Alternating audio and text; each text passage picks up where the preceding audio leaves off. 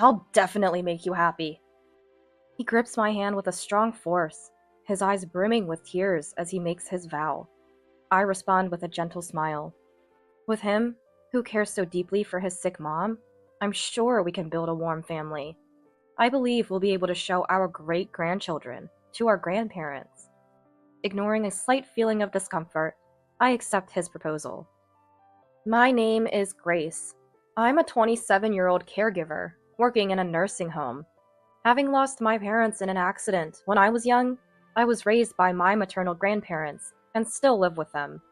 My grandmother is playful but serious at heart, always scolding me if I do something against morals. In contrast, my grandfather has a face like a wise old man, always gently patting my head, a person of great kindness. He was a business-savvy man who built up a considerable fortune, but you wouldn't know it from his demeanor at home. He teaches self-defense to kids in the neighborhood, never raising his voice, even with the naughtiest of children. As a tomboy, I used to wonder what it would take to anger my grandfather, putting frogs in his hat or giving him a homemade jack-in-the-box for his birthday. But it was always my grandmother who scolded me, while my grandfather would just laugh and stroke my head. Being healthy is what matters most, he said. Raised by such loving grandparents, I lead a fulfilling life, both at work and with friends. But there's one thing that troubles me. On a free day with no plans, enjoying my blissful time eating ice cream and watching TV, my grandmother would ask, "Grace, have you found someone nice?" Here we go again. This is her probing question, concerned about my being single. It's become almost a catchphrase, so I brush it off as usual. Nope, I'm too busy with work. Any prospects at your job? None at all. It's all women, and the patients are all grandpas and grandmas. I see. I'm looking forward to seeing my great-grandchild. I'll pass away if you don't find someone soon, Grace. I want a partner and to show my grandmother her great-grandchild, but I don't have the energy to go out looking for someone on my day off. As if to defend me, my grandfather joins the conversation. Don't worry, this chatty old lady is too noisy for God to handle, so he won't call her so soon. Grace, take your time finding the right person. Oh, Grandpa. My grandmother shifts her complaints to him. I slip out of the room, quietly thankful to my grandfather. A month later, a shadow fell over those peaceful days where we could joke so lightheartedly. My grandmother, who was supposed to be healthy, collapsed at home and was rushed to the hospital in an ambulance. Fortunately, she regained consciousness quickly and was able to come home after a short stay in the hospital, but she was left with a paralysis in her leg. Both my grandfather and I were deeply worried about her, but she continued to do household chores, dragging her leg and saying, "I'm not ready to go just yet." And she laughed. Even seeing her in such a brave light, I couldn't shake the reality I had been avoiding. My grandparents were aging, and their time was limited. I wanted to show them their great-grandchild. After my grandmother's collapse, I became more determined and started actively participating in social gatherings organized by friends. That's where I met William, a corporate employee 5 years my senior. William is a sociable and entertaining elite working for a major corporation, with many friends and shared interests with me. We hit it off immediately, and soon started hanging out, just the two of us. William showed interest in me, and I wasn't averse to him either. Then, 3 months after we met, he invited me to a restaurant with a beautiful night view. Filled with nervous anticipation, he said to me earnestly, "Grace, I want you to marry me." Marry? His proposal, skipping past the dating phase, took me by surprise. William gently grasped my hand, which hung open in shock. "I fell for you the moment I first saw you. It's so much fun being with you, and I don't think I'll ever find anyone like Grace again." Ugh. We're both not getting any younger, and it seems a waste to just date halfway. I want to get married and start a family soon. That's true, but I had imagined dating William and eventually getting married, but I never thought about such a sudden marriage proposal and couldn't find the right words to respond. Seeing my hesitation, William released my hand and smiled weakly. Sorry, I rushed you. Actually, my mom is ill and doesn't have much time left. Your mom? His confession was more shocking and serious than the proposal, bringing me back to Earth. Yeah, my mom wants to see her grandchild, and I wanted to make that happen. I rushed without considering Grace's feelings. I'm sorry. I know it's troubling to hear this. William, looking at his somber face, my heart clenched. I remembered the shock and regret I felt when my grandmother was rushed to the hospital. He's just like me. He wants to marry to bring a smile to his family's face, just like I have a hidden desire to do the same. And I understand the pain of losing parents. That's why I found myself wanting to accept him, someone who cares so deeply for his mom. William is a bright and fun person. Together, we could surely build a happy home. With a once-in-a-lifetime resolve, I clasp my trembling hands and face William. Okay, let's get married. William, surprised by my answer, looks up. Really? Yes. Smiling reassuringly, I see his eyes well up with tears. Thank you. Thank you. I'll definitely make you happy. Caught up in this unexpected turn of events, I feel like I'm in a dream. But I decided to trust this man who values family so much. After that, William became incredibly proactive. The day after I accepted his proposal, he suggested we register our marriage immediately so we could have children whenever we wanted. Having been raised by my strict grandmother, I firmly rejected this idea, saying it was out of order. I also harbored a desire to have a ceremony and show my grandparents me in a bridal gown. William didn't give up easily, but he eventually agreed to first meet my grandparents. I had suggested meeting his family first. Mom's not well right now. He gently declined. Though I had agreed to marry him, I felt a bit uneasy about how hurriedly William was pushing things. But when he said with a smile, "I just want to be with Grace as soon as possible," I couldn't outright say it was strange. With that little bit of unease, the day William was to meet my family arrived. Greeted at the entrance, William offered his usual, refreshing smile to my grandmother. "What a fine young man, truly worthy of my granddaughter," she whispered to me, her voice filled with joy.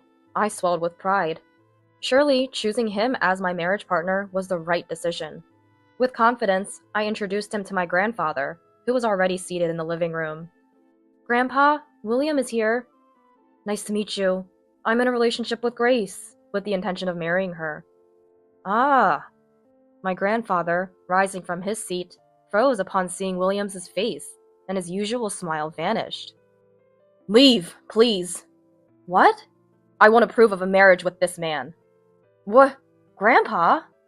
Not only I, but also my grandmother was shocked by my usually gentle and supportive grandfather's outright rejection.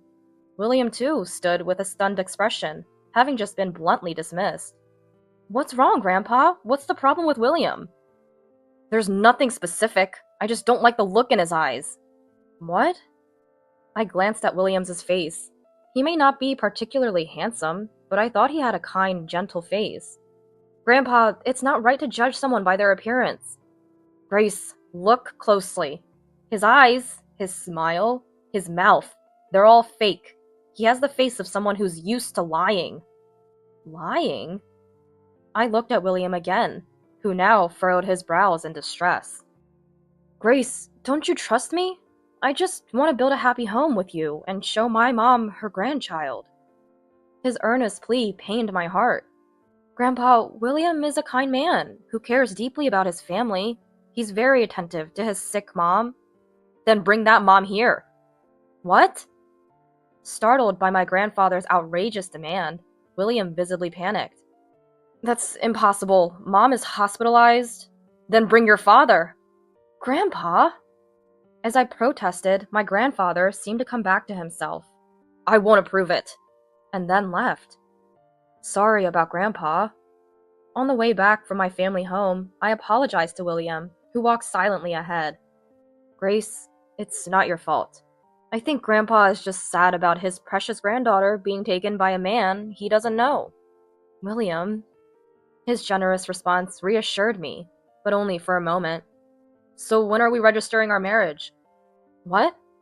Surprised, I looked at his face. which bore the same calm smile as always. How about the day after tomorrow? But Grandpa said he doesn't approve of our marriage. Marriage is a matter between the two people involved, right? It's unfortunate that Grandpa doesn't approve, but my parents are looking forward to it. His argument seemed logical, but I remembered my grandfather's arms holding me when I couldn't sleep at night after losing my parents. I remembered his kind eyes watching me happily as I ate. My grandpa, who was always on my side. I like William, but I can't believe my grandpa would say something to hurt me. It's not that I don't trust him, but I can't shake the image of my usually gentle grandpa's stern face. I don't want to get married like this. I don't want to betray my grandpa.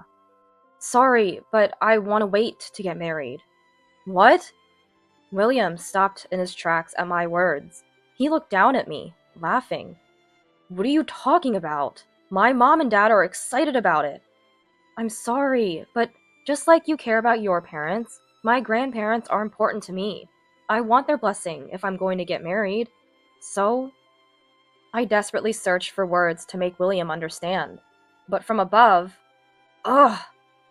A languid sigh sounded. Old people about to kick the bucket don't matter. What? What did he just say? Stunned by William's sudden change, I stared at him as he laughed and scratched his head. When we're married, my parents will become your family. You're an orphan, naive about the world. Once married, you enter the husband's family. So opposing in-laws don't matter. Anyway, you can't go back to that house anymore. What are you saying? My confusion seemed funny to him, as his smile deepened. His smiling eyes were empty, and only the corners of his mouth creepily curled upwards. Be grateful to my mom. I'd prefer someone like a model or flight attendant, more suited to an elite like me. But when I told my mom about you, she liked you. Being a caregiver, you can take care of her. And as an orphan, you have no one to rely on, which makes it easier. That can't be. William? Ha ha ha! Laughing hysterically, William scratched his head in confusion. Feeling terrified, I instinctively stepped back, but a large hand brutally grabbed my arm. You're not getting away. Let's just go to the city hall now. Enough of this hassle. No! I tried to escape, but his grip was terrifyingly strong. However, in the next moment, the grip on my arm was gone, and William lay on the ground, screaming. Confused about what happened, we both stood in shock until I felt a firm pull on my shoulder. This damn guy! Don't you dare touch my granddaughter! Grandpa? My grandpa, who had pushed me behind him, glared at William with an intensity I had never seen. What the hell, you senile old man? William, his temples throbbing, lunged at Grandpa, but in an instant, he was flipped over and landed on the ground. Huh? Grandpa coolly looked down at William, who laid there, looking dazed. Whenever William tried to attack, Grandpa skillfully knocked him down with mysterious moves. While William was breathless, he seemed unhurt. I knew Grandpa was trained in self-defense, but I never expected him to be this skilled. It was like a scene from a comedy, attracting the attention of passers-by. Before I knew it, a circle of people had formed around us, gasping each time William fell. Realizing the crowd, William looked around in shock. What the hell is this? What's with this old man? Remember this. Never come near Grace again. Damn it! You'll regret this! Muttering like a defeated villain, William crawled away. The crowd dispersed as he left. Feeling the tension dissipate, I sat down on the ground. Grandpa, Words failed me, overwhelmed by emotions, but Grandpa gently stroked my head, just like always. Later, Grandpa had a detective agency investigate William thoroughly. Turns out, William had a history of divorce. The story about his sick mother was a complete lie. In reality, his very healthy mother-in-law had tormented his ex-wife with all sorts of abuse. His father-in-law, who was bedridden, had his care entirely pushed onto his ex-wife, who barely escaped to her parents' home and filed for divorce. This happened just 6 months before he met me. Burdened with a hefty divorce settlement, William and his family saw me as the perfect new slave, especially as an orphan and caregiver. They never imagined a hidden trump card like Grandpa. Grandpa and I used the information from the detective agency and my attempted assault to legally force William to never approach me again, with the help of a lawyer, and we even received a small settlement. William and his mother, to the very end, hurled insults at me, saying, "Orphan, like you." But having such parents, I thought it's better to be without them. When I asked Grandpa how he knew William's true nature, guys with eyes like his are never good news. He just laughed and said, "I was surprised that Grandpa got so angry just on a hunch, but he must have been certain William was bad news." Having expanded his company through challenging times and economic booms, my grandfather must have seen a lot of the unpleasant sides of people. Yet, he never let me feel that hardship, always smiling kindly at me. He's truly amazing. On the other hand, Grandma was so upset upon learning William's true nature that I felt sorry for her. "Grace, I'm so sorry. It's all because Grandma rushed you about wanting to see your grandchildren." I gently patted her back. "It's not your fault. I'm the one who couldn't see through him, and you were just worried about me being alone after you're gone." "Grace, just give me a bit more time, and I'll find someone wonderful like Grandpa. Please live long, both of you." When I smiled, Grandpa nodded heartily. "Yes, Grandma will live to be 100, even 200 years old, just to see your happiness," Grandma declared, returning to her usual cheerful self, making a fist with determination. 3 years later, as I was leaving the nursing home where I work, "Grace, that's you, right?" A familiar voice called out. He looked more haggard and unhealthier than 3 years ago, but I recognized him. It was William, my former fiancé. Despite my obvious distaste, he approached me, looking pleased. "You're still working as a caregiver? I bet no decent man would take you. With no parents and only old grandparents to bring along. Poor thing. You should have accepted my proposal back then." "What?" "But I'm glad I found you. I came here to ask you for a favor." Listen, can you get my dad and mom into this facility? I've been begging the authorities for care, but no luck." "Oh. Alright. If I marry you, I won't have to pay for expensive care facilities. I don't really want an old maid, but I'll take you. It'll be easier for you to care for my parents than being overworked here. And you'll get the status of being married. That rude old man must regret taking away your only chance to get married, huh?" Hey, are you listening? With that vacant look, no wonder I'm the only one." "Grace, sorry to keep you waiting." "What?" A man parked his car near William and me, leaning out the window. "Sorry to keep a pregnant lady waiting." "Pregnant?" William, surprised, looked at my belly, agape. He had been so engrossed in his delusions, he hadn't noticed my pregnancy. Yes, 2 years ago, I met a man Grandpa approved of, got married, and now we're expecting a little life. "Who is this man?" My husband asked curiously. "An ex-fiancé?" I replied. And after a brief frown, he smiled warmly. "Nice to meet you. I'm Daniel, Grace's husband. I don't know what you need with my wife, but we have an errand at her family home, so excuse us."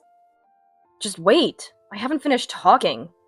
As I moved to the passenger seat Daniel opened for me, William tried to grab my arm. I spun him down to the ground, using the self-defense techniques Grandpa taught me after that incident. Looking coldly at William sprawled on the ground, I said, "What do you want to talk about? I can't get your parents into this facility, but I can warn the director about you, a person who speaks ill of others' grandparents." "Ugh. And it seems you're the one in trouble, not me. After we broke up, you tried to deceive a young girl at work, but got sued and had to pay another settlement.